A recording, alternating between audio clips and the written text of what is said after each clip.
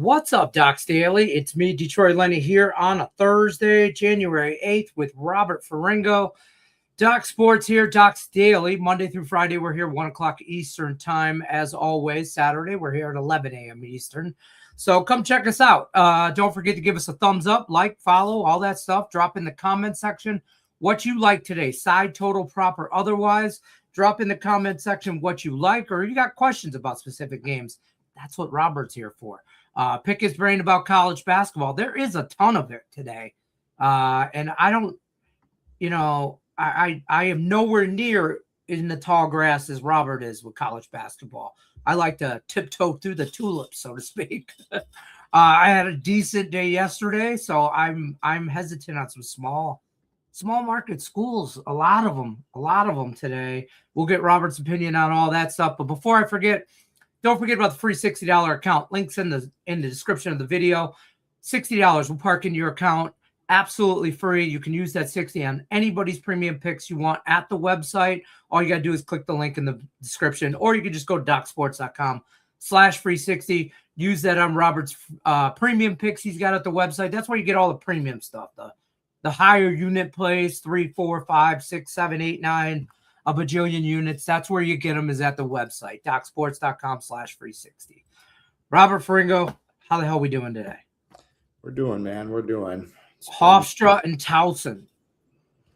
Yeah, weird afternoon game, huh? Right? I mean, what are we doing there? Well, Towson hasn't been playing very well. They got off to a nice little start this year. They brought back a bunch of firepower, had nice wins over like Rhode Island, Liberty, but they've lost 3 straight. So they're 0-3 in league play. It's kind of desperation time for them, but maybe they just suck. So we'll see. I mean, Hofstra's won 6 straight. I don't think they're as good as they have played. But I don't know. We'll see. I don't know why they're playing this afternoon in a midweek game. That's kind of weird. I generally would think that favors the home team, but no. I mean, who knows? Yeah, I don't know. Weird afternoon for college basketball in general, just in my opinion. I mean, I like the smaller market schools. Don't get me wrong. I like to in-play those if I'm watching a game. You can get some momentum or tempo. You can kind of catch on to some stuff, but I don't think I looked at the board today and thought Chicago State and Fairleigh Dickinson. Can't wait for that at 2 o'clock Vegas time. But if you don't have anything to do on a Thursday afternoon, I feel like I could pull out any college basketball game right now, and you would have a breakdown in it. Yeah, but it wouldn't be a good one. I haven't been. I haven't been very good in college basketball, so I don't know why anyone would give a shit about what I have to say. That's not. Listen, information is power. Okay, and the more information you give somebody, that's what matters. Doesn't matter if you're, not necessarily saying, hey, just anybody could say pick that side, pick that side. That's information. We do have a college football game on as well. We're talking playoffs. In the Fiesta Bowl, Miami and Ole Miss. Anything you got a premium play in this? We don't have to talk about it if you do. I will release my plays at 6 o'clock. I will have a play in this game. It's interesting. It depends on the website that you go to. Showing, some are showing majority action on Miami. Some are showing majority action on Ole Miss. The number has moved from its open of 2.5 to now 3.5. The public's going to be on Miami just because number one, they're still a public brand, even though they haven't been any good in 25 years, 30 years, whatever it is. They're still a name in college football. And just everyone hears about, Ole Miss losing their head coach and all the weirdness going on. Hasn't bothered them in the first 2 games. So I don't know why it would bother them here. But I don't know. I think I'm kind of pot committed to Miami. I was wrong about them during the regular season, so I might as well be wrong with them in the playoffs. Yeah, that's a good way to look at it. I don't like it at 3. I don't. Here's the thing: Ole Miss, I think they're a great story and all that, but they're about to play the best defense that they faced all year. Georgia might argue with you there. Also, they went to Oklahoma and beat Oklahoma at the time. Oklahoma had a top 10 defense also. And, just if you watched any of the highlights of that Georgia game, like Trinidad Chambliss, he's awesome. And yes. What is it? If that guy's in a groove and if that guy is throwing the ball tonight like he did against Georgia, then Ole Miss will win this game. Like, he really looks like I think he looks better than Francisco Mendoza right now, or at least he did last week with the last week. Yeah. Is that a one-off? Was that just one guy just having a day, having a moment? We'll see. But if he plays like he did last week against Georgia, then Ole Miss will win. With both of these games, like my advice is don't even look at the number. Like you'll hear people like talking about line value and get 3 versus 3.5. Like at this stage of the game, that's not what it's about. It's about picking the winner. Like the team that you're so rare is it in the playoff era where a team won but didn't cover at this stage of semifinal games and stuff like that. Like, frankly, more often than not, it's a blowout than it is a close game. So if you like Ole Miss, just take Ole Miss. Like, don't worry about getting a bad number. Take them on the money line. If you like Miami, don't be like, oh, my book has it at 3.5. Like, just take them. Like, the number very rarely comes into play in these instances. And I think the total kind of correlates with it. If you like Miami, you got to like the under, I think. If you like Ole Miss, you got to feel like that Trinidad kid's going to have a game like he had against Georgia. And if he plays like he did last week, I don't know if anybody could beat them. I mean, that was some of the best football that kid's maybe ever played in his life. But can he do that again? I don't know about all that. I think this game's going to be great to watch. I'll be playing the hell out of it because I'm a degenerate, but it's playoff football. We only have 3 more games left. Yeah. This is one of them, so that's a little Debbie Downer right there. But I think this is going to be a very good game. I'm in it. I'm in it for here as well. How about the NBA? Anything poking out at you in the NBA that you like? Yeah, I did a couple of free play videos on Miami and Chicago and Dallas and Utah. So you can go over to, you're already on Doc's YouTube channel, but you can go check those out over there. But I like Utah a little bit small. I know they're a really bad team, but Dallas isn't much better. I mean, Dallas only has 2 more wins than they do on the season. So I don't know who Dallas is that they should be laying this many points on the road. Like, yes, Utah had to play in Oklahoma City last night, but you know what? They played pretty well. Like, that number wasn't even close. They were 19-point underdogs, and they were in that game late. So does that give them a little bit of confidence? It's a pretty young Utah team. So it's not like the Clippers on the back-to-back, or you get LeBron sitting on a back-to-back. Like, I don't think it's going to bother them playing on back-to-back nights. They're coming home. Also, Dallas hasn't beaten a team by 7 or more points in a month.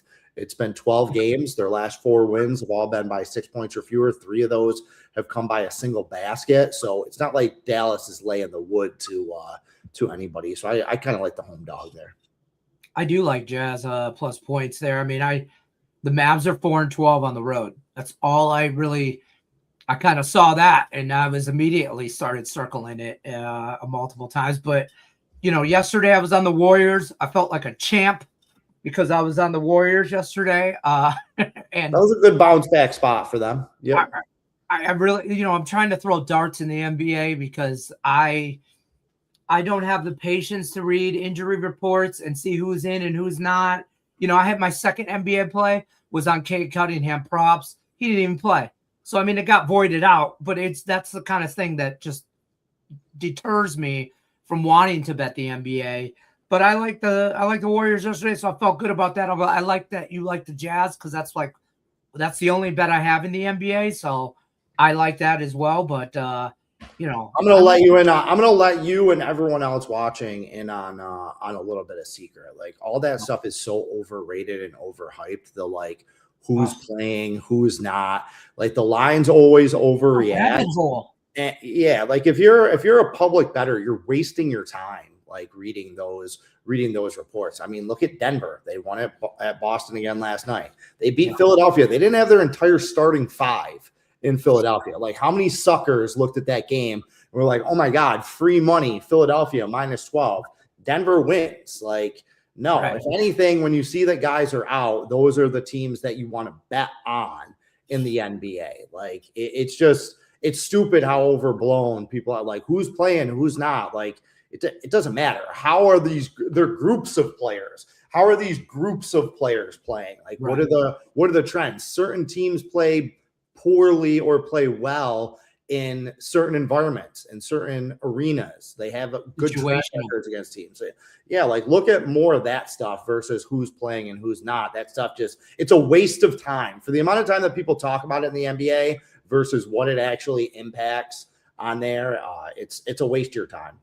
I will say that I have been guilty of that myself. It's just everyone going down the rabbit hole. And, next thing I know, I'm looking Heat Bulls and I'm looking at their injury report. And I'm like, oh, who's out? And who, this. Oh my God, this guy's not playing. Right.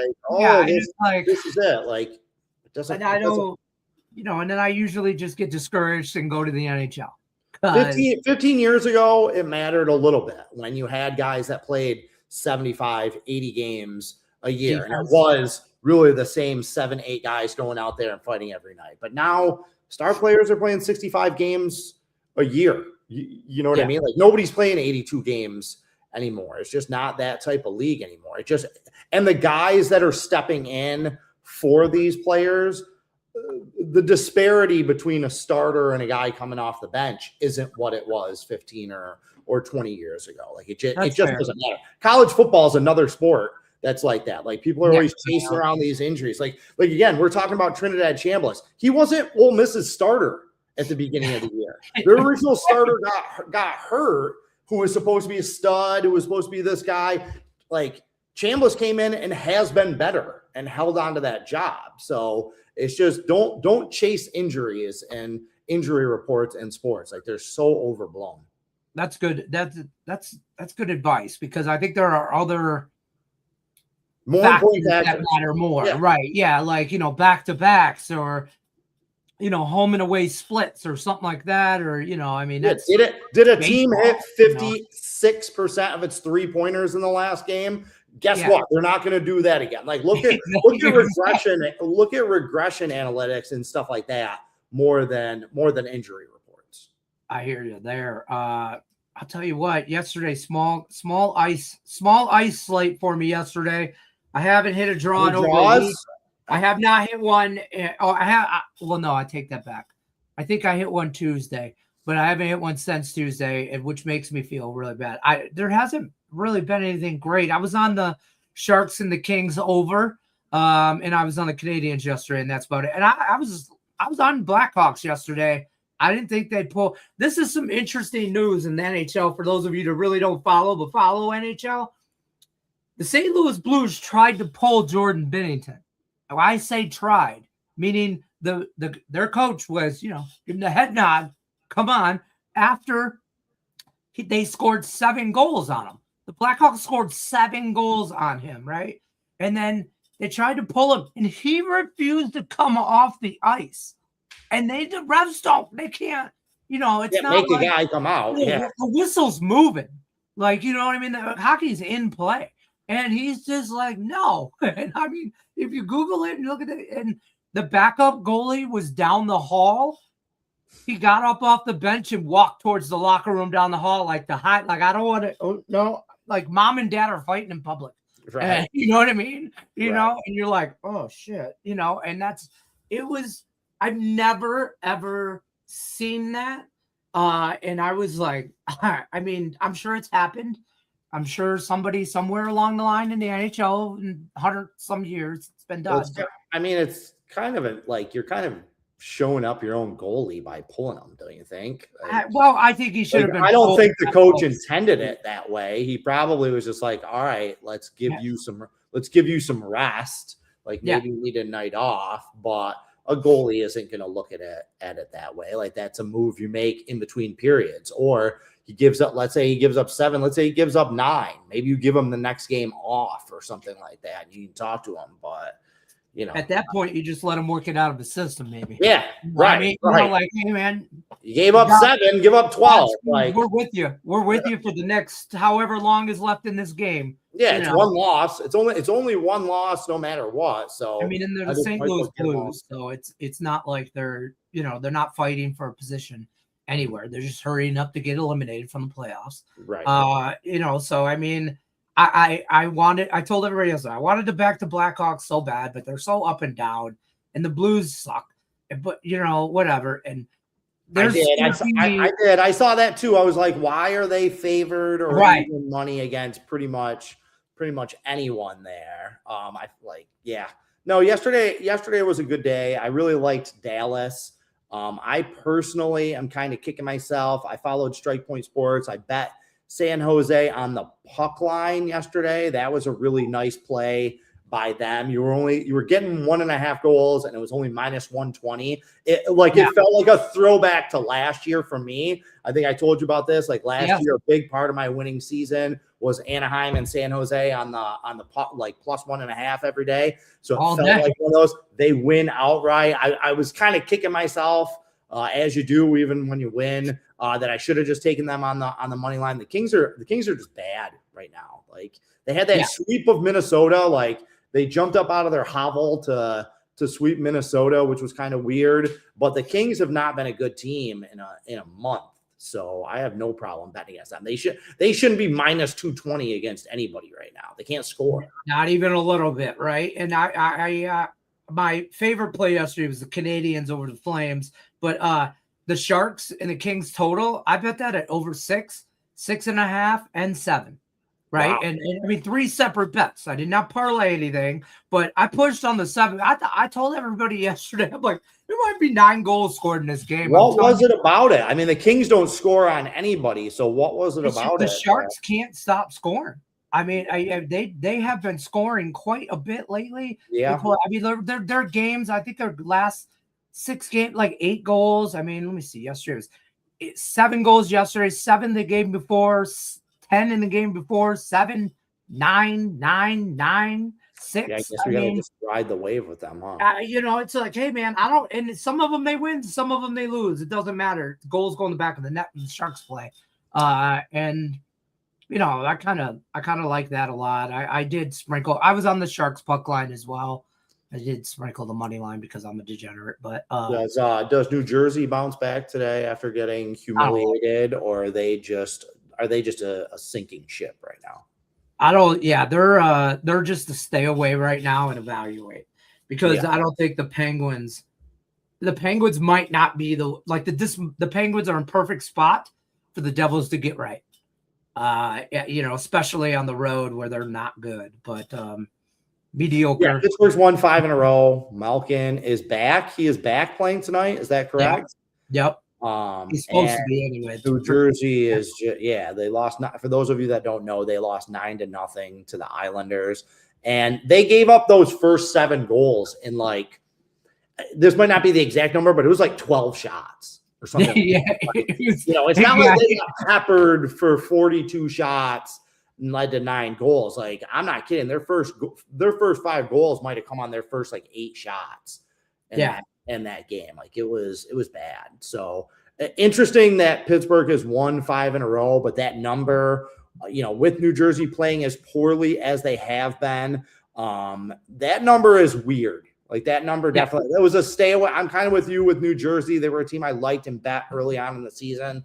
So I'm not willing to totally jump ship yet, but it is odd that Pittsburgh isn't minus 150 or something like that. That's where they should be, but there's still the book is still like New Jersey's a month ago. New Jersey should be, but the public is. I'm just saying, if we had Griffin Murphy here is Admiral Akbar, like I like to call him, because everything's a trap. Everything's a trap to Griffin. So if Admiral Akbar was here, he'd be saying that this looks like a little bit of a trap. So. There's some. I feel like there's some better NHL action out there. I like Philadelphia tonight. Toronto's been playing much better.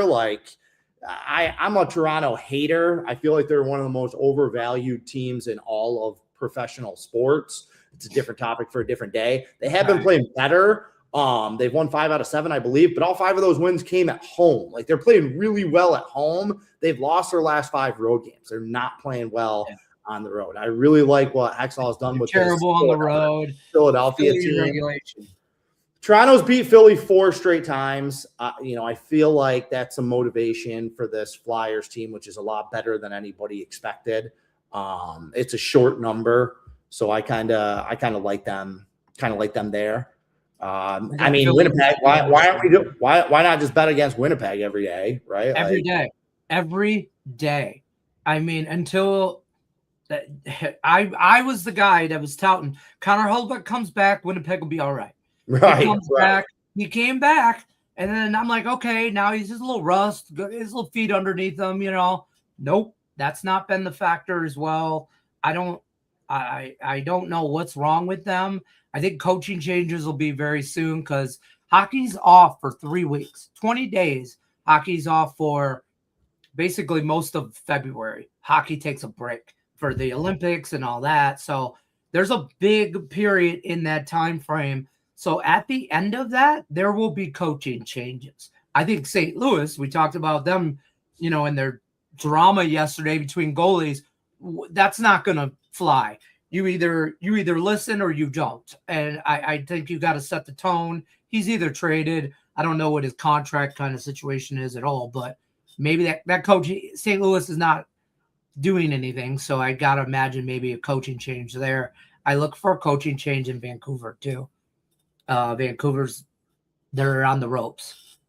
Although they're good on the road, but that's it. I worry about my Red Wings today playing Vancouver at all. I don't even look at Detroit lines anymore. They're a team that I just can't figure out. They're like the Atlanta Falcons of the NHL, where it's almost like look at the game. What makes the most sense in this game? Oh, Detroit is at home against Calgary or Vancouver or some trash team. They should kill them. Okay, right. Bet the other way because Detroit isn't going to kill them. They're going to lose that game. And then Detroit, they're out in Vegas or they're playing their third game in 4 nights in Carolina or something like that. Like, this is a bad spot for Detroit. They win that game. Yeah. So they have just kind of defied gambling physics, I feel like, for the majority of the season.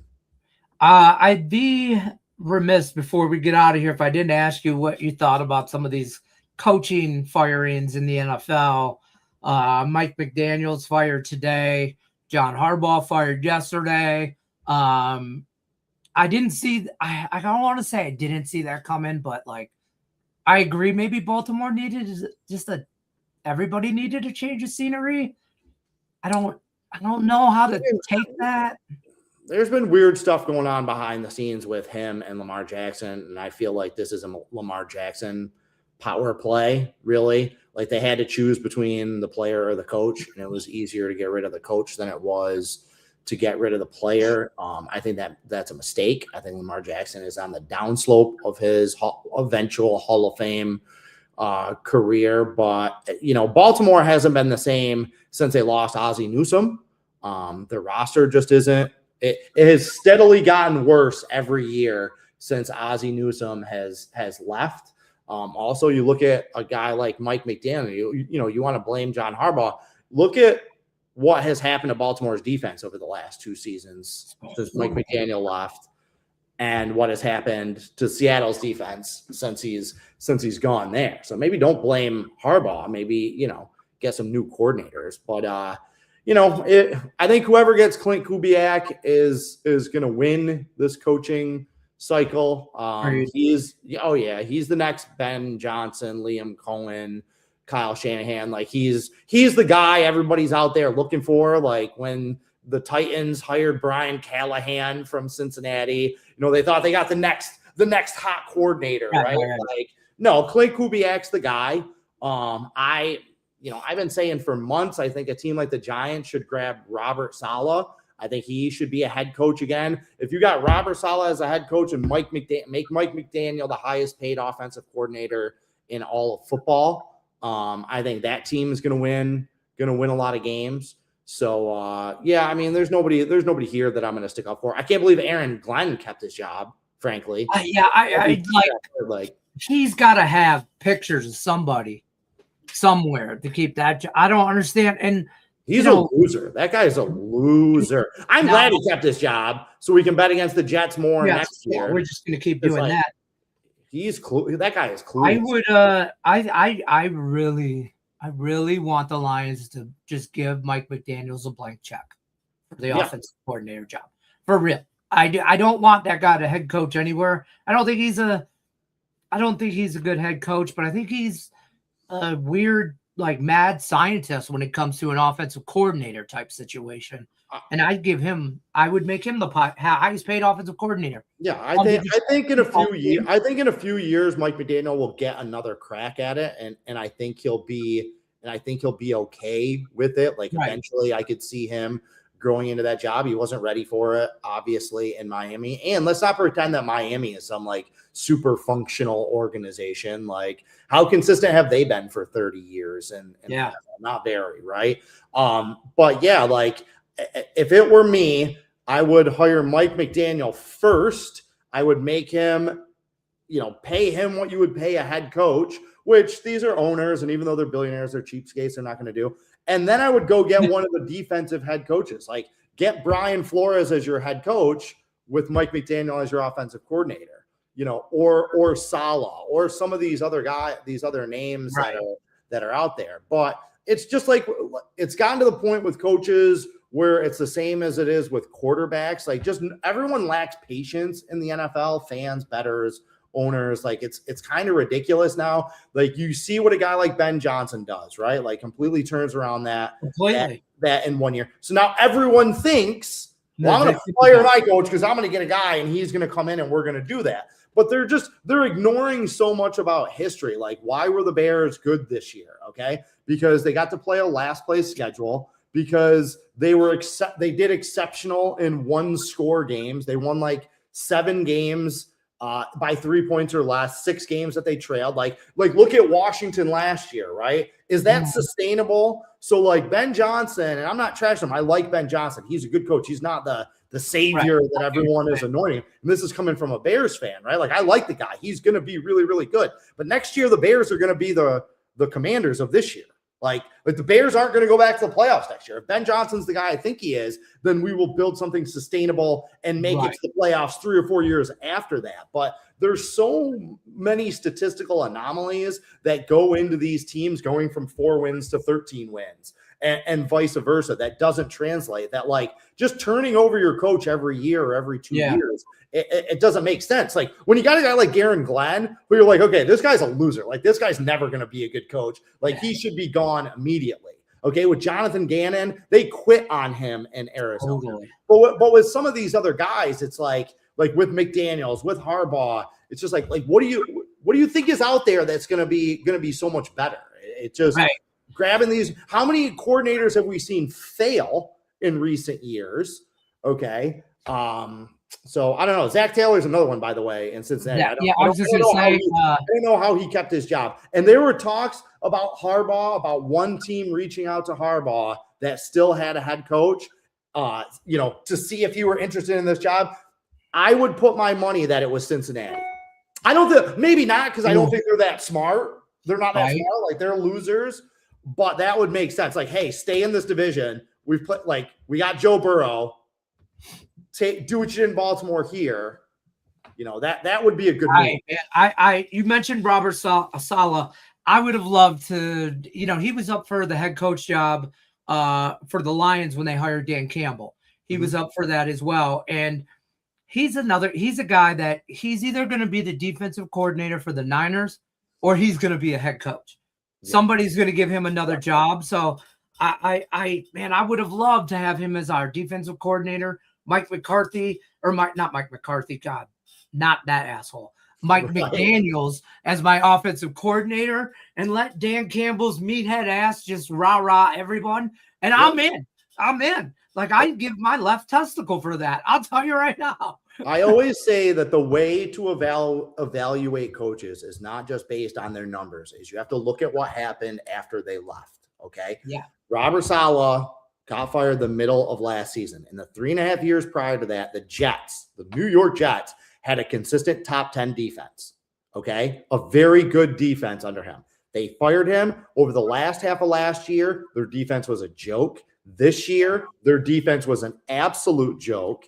Okay. And then look what he's doing in San Francisco with nobodies. Like, I was watching that Seattle-San Francisco game, and like, they're going through the starters for the 49ers. Right. It's a bunch of nobodies. Like, it's a bunch of linebacker. They mentioned some linebacker, and I was like, who? Right. Mandy goes, And "You we don't follow know." this stuff. Yeah. And I follow this stuff, and I'm like, who the hell Yeah. is that guy? So if you get Robert Saleh, you're immediately getting a top 10 defense. You pair him with the right offensive coordinator, and you're in business. You know what I mean? So Fair. That's a good. Yeah, I agree. I agree. Lots of stuff to handle today. What do you got going on at the website tonight? nothing. I got a bunch of small stuff. I'll release my football plays, and I'll have a 7-unit play in the NFL this weekend, but nothing big today, nothing big tomorrow. I see some good stuff on Saturday, but we can talk about that a little bit more tomorrow. Perfect. Robert will be back tomorrow. Joining Craig will be here as well. So it'll be me, Robert, and Craig tomorrow. We'll come back here 1 o'clock Eastern. Don't forget about that free 60. Use that over at the website. Links in the description of the video. You can click it, take it right over there. Use that 60. Get in on Robert's plays for this weekend.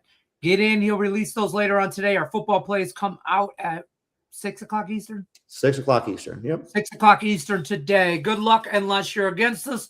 We'll see you tomorrow. Take care, guys.